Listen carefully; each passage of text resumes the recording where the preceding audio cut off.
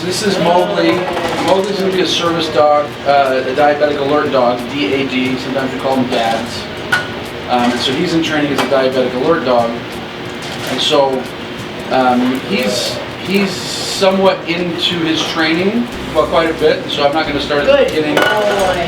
In fact, we did a trial go home a week or two ago, and he was actually starting to alert that she was having some highs and lows. But what we've got here are 2 tins.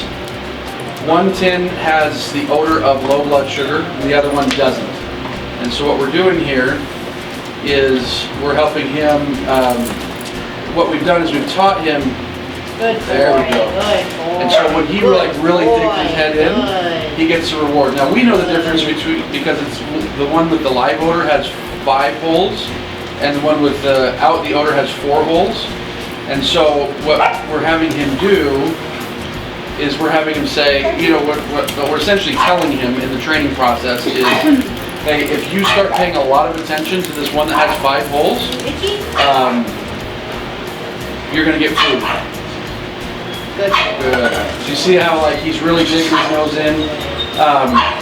Now again, it's not the holes because he can't count. He doesn't know the difference between 5 and 4.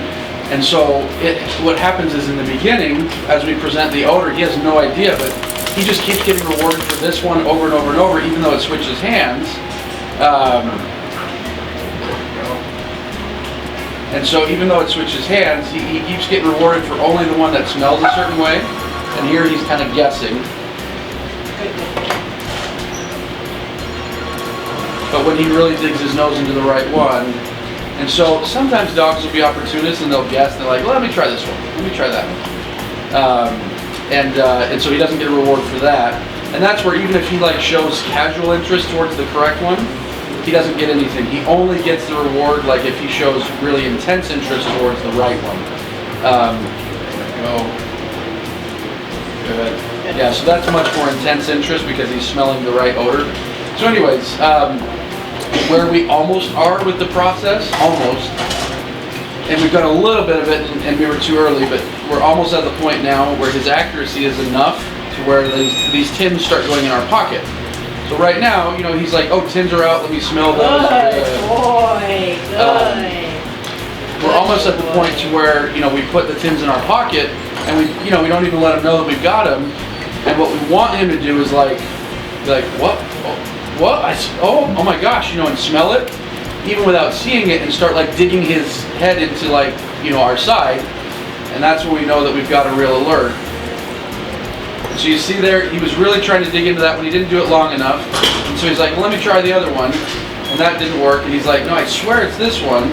And so what we're doing is we're delaying the reward and saying you don't get the reward until you dig in further and further and further. And so it's causing some confusion, and it's causing him to go back and forth a little bit.